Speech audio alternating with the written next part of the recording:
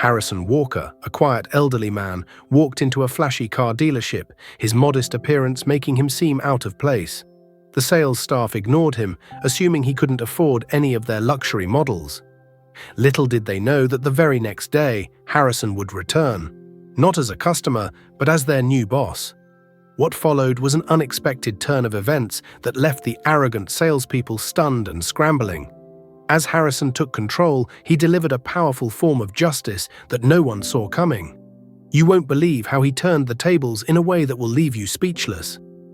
But before we dive in, let us know where you're watching from today, and if this story resonates with you, hit that subscribe button for more incredible stories. Harrison Walker was no ordinary man. Known for his immense wealth and quiet demeanor, he had amassed a fortune through decades of smart investments and strategic business decisions. Despite being one of the most successful men in the state, Harrison rarely flaunted his riches. He lived a modest life, drove a simple car, and preferred quiet evenings at home over extravagant parties. His down-to-earth nature made him relatable, though few knew the extent of his wealth. One chilly afternoon, Harrison decided it was time for a new car. His current vehicle, though still running smoothly, was nearly a decade old, and he had his eye on one of the luxury models the dealership advertised. While he valued simplicity, Harrison appreciated quality. But when he arrived, dressed in his usual worn-out jacket and scuffed shoes, the reception he received was far from welcoming.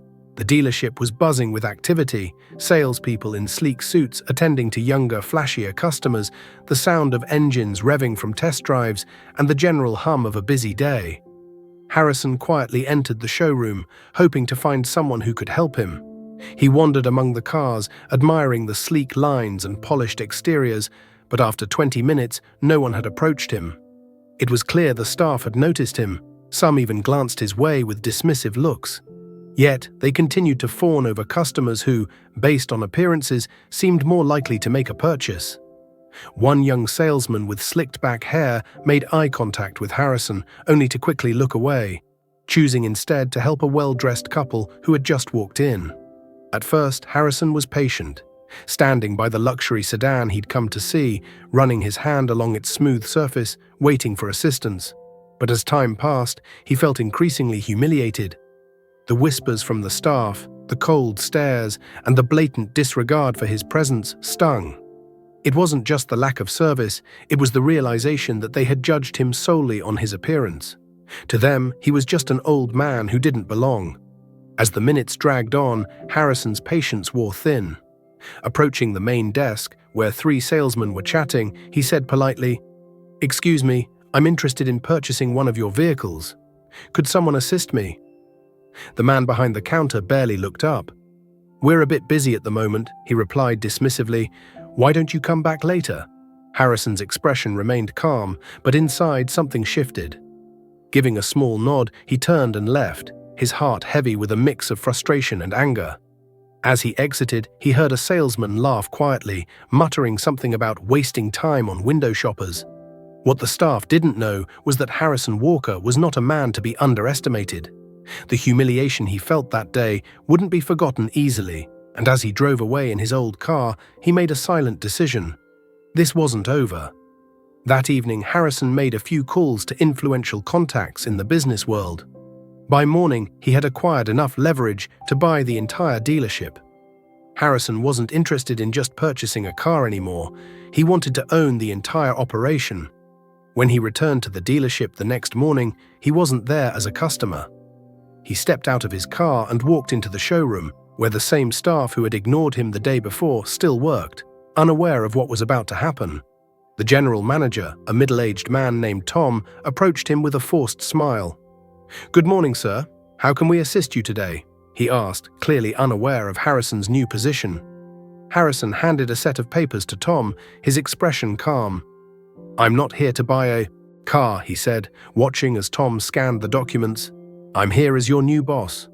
Tom's face went pale, his hands trembling as he realized the implications. Harrison Walker had bought the dealership overnight. A murmur spread through the showroom as the staff began to take notice.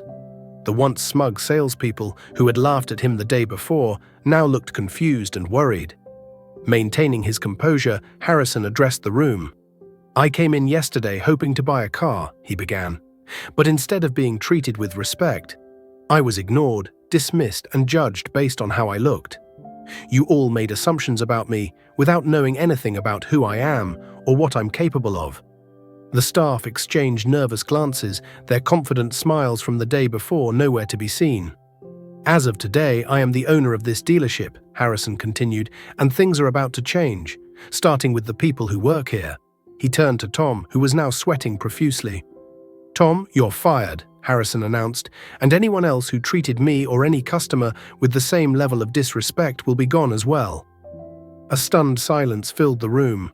No one had anticipated this outcome. The very man they had laughed at and ignored was now their boss, and he wasn't wasting any time making changes. One by one, Harrison called out the names of those he had observed the previous day, dismissing those who had contributed to the toxic culture of the dealership. Those who had shown kindness to others, regardless of appearance, were spared and promoted to new leadership positions. By the end of the day, nearly half the staff were gone, replaced with new hires who understood the importance of treating every customer with respect. In just a few hours, Harrison transformed the dealership's culture, and word quickly spread about the change in ownership. What had once been a dismissive and arrogant establishment was now known for its excellent service and integrity, all because of one man's determination to make a point. As Harrison left the dealership, now completely under his control, he felt a deep sense of justice. He didn't need to flaunt his wealth or demand respect, he earned it. In the process, he taught the staff a valuable lesson in humility and kindness. The very people who had judged him were now jobless, and the dealership thrived under his leadership. Harrison Walker was no ordinary man, and he had just shown the world exactly why. This is a story of humility, resilience, and unexpected revenge, showing how one man's modest appearance led others to underestimate him.